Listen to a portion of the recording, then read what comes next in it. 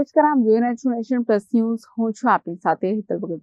ડભોઈની હીરા ભાગોળ બહાર આવેલી રાણા સમાજની વાડીમાં વિરાટ હિન્દુ સંમેલનનું ભવ્ય આયોજન કરવામાં આવ્યું હતું, જેમાં ડભોઈ તાલુકાના વિવિધ હિન્દુ સંગઠનો અને આગેવાનો મોટી સંખ્યામાં ઉમટી પડ્યા હતા. આ ઉપરાંત હરિધામ સોખડાથી પધારેલા સાધુ સંતોએ પ્રેરણાદાયી આશીર્વચન પણ પાઠવ્યા હતા. ડભોઈની ઐતિહાસિક ધરતી પર રાણા સમાજની વાડી ખાતે હિન્દુ સમાજની એકતાનો અદ્ભુત નજારો જોવા મળ્યો હતો.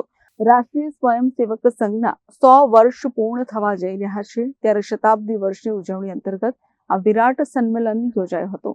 કાર્યક્રમની શરૂઆત દીપ પ્રાગટ્ય અને સનાતની મંત્રોચ્ચાર સાથે કરવામાં આવી હતી. આ સંમેલનમાં હરિધામ સોખડાથી ખાસ પધારેલા પૂજ્ય સ્વામી સ્વરૂપદાસજી તેમજ પૂજ્ય અભય સ્વામીજીએ ઉપસ્થિત રહીને સૌને આશીર્વાદ આપ્યા હતા. સંતોએ પોતાના ઉદ્બોધનમાં હિન્દુ ધર્મના મૂલ્યો અને સમાજમાં એકતા જાળવી રાખવા પર ભાર મૂક્યો હતો. કાર્યક્રમમાં મુખ્ય વક્તા તરીકે જિગ્નેશભાઈ પટેલ ઉપસ્થિત રહ્યા હતા. તેમણે રાષ્ટ્રીય સુરક્ષા અને સનાતન સંસ્કૃતિના જતન અંગે વિસ્તૃત માર્ગદર્શન આપ્યું હતું. મોટી સંખ્યામાં એકત્ર થયેલા હિન્દુ આગેવાનોએ આ પ્રસંગે સામાજિક સમરસતાના શપથ લીધા હતા.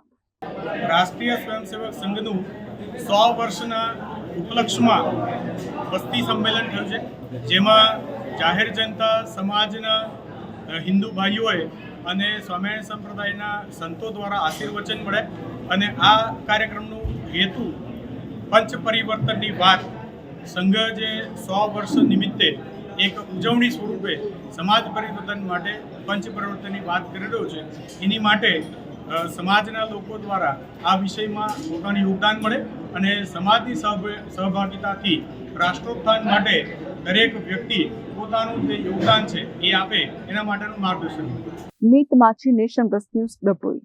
સમાચારોના સતત અપડેટ મેળવવા માટે અમારી નેશન પ્લસ ન્યૂઝની યુટ્યુબ ચેનલને સબસ્ક્રાઇબ કરો, બેલ આઇકન દબાવો અને જોડાયેલા રહો ફેસબુક, ઇન્સ્ટાગ્રામ અને ટ્વિટર પર.